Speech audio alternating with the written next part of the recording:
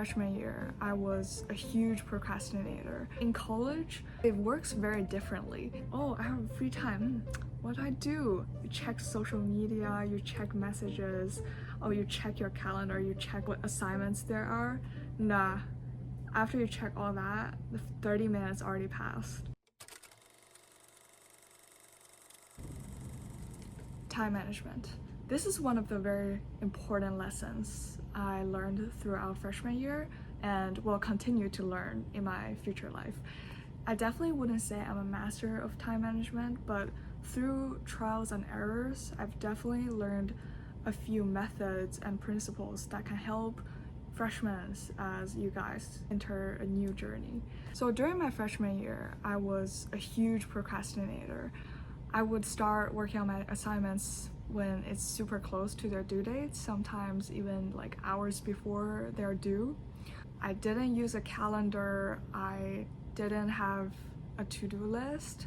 I was just playing it by ear, basically. And I think one of the reasons why I was like this is because I underestimated the difficulty of assignments and the weight they have on your final grade.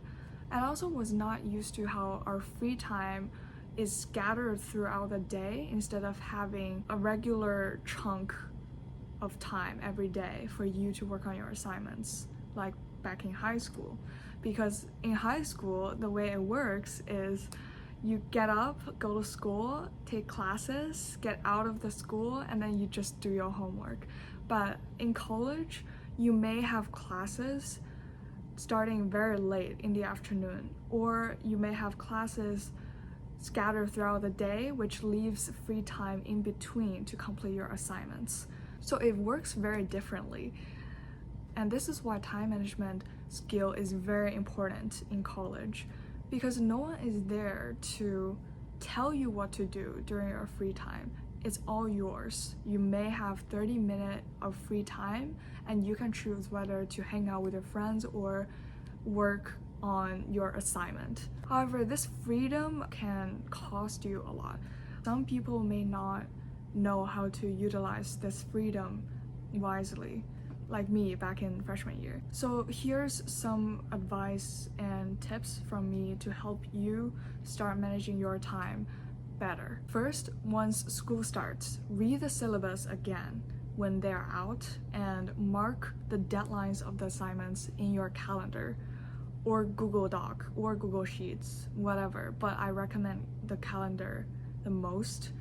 And make sure you check for overlapping due dates, because that way you'll know you will be especially busy that week. This helps you get a basic sense of the cadence from a larger picture, and it also helps set the tone for being organized with your time at the start of the semester. Second, every morning, take 15 minutes to plan out your day, the whole day. And why is that? Like I said, in college, the pacing of your classes is very different from high school. You may have free time scattered around the whole day. And if you plan out your whole day at the start of each day, it will help you reduce the amount of time you spend deciding what to do for each free time block. So essentially, we're batching the decision-making cost till the start of the day and limit them to only about 15 minutes or less. This way, when you get to a free time, you won't be lost and say, oh, I have free time, what do I do? You check social media, you check messages, oh, you check your calendar, you check what assignments there are. Nah, after you check all that, the 30 minutes already passed. So if you just decide at the start of the day, oh, at this time, 30-minute block, I am going to finish this quiz. It's like you already made a contract with yourself to do a certain thing at a time. And usually, I say usually people won't break that contract, but sometimes even I do. But it's still okay. You can always redesign your day based on your needs. However, having a sense of what your day looks like will significantly help you be more productive. Third, read this book.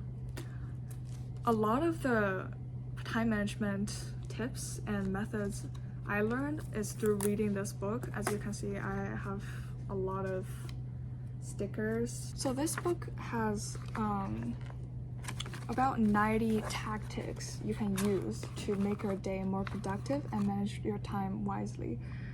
And you don't have to read from start to end. You can take a look at the counter and outline and jump to whichever tactic you think interests you and start reading. One tactic is usually about a page or half a page, so it's very light read. It's basically just a tool book I use, and whenever I feel like I need some inspiration or I need to remind myself to be more productive, I'll just jump to a bookmark I've labeled before and I read it, and yeah, it's a very handy book. I highly recommend. The 3 most helpful tips I found through this book is highlight, to-do lists, and reflection. A highlight is basically what you have to get done today. Just one thing that you need to get done today. It doesn't have to be urgent. It can be an important side project you've been wanting to work on, but just have not planned the time to. Or it could be spending time with friends. Today I want to reach out to this friend and I want to hang out with them. Your highlight can be very flexible, but you have to choose one every day, get it done, and that's it. Very simple. And the second thing is to-do lists. So in this book, they have 2 ways for to-do lists. They are both very helpful.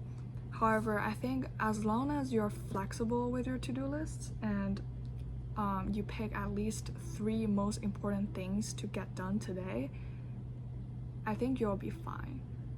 And like I said, plan your whole day at the start of every day and redesign your day as you go, and you'll be fine. The third thing is reflection.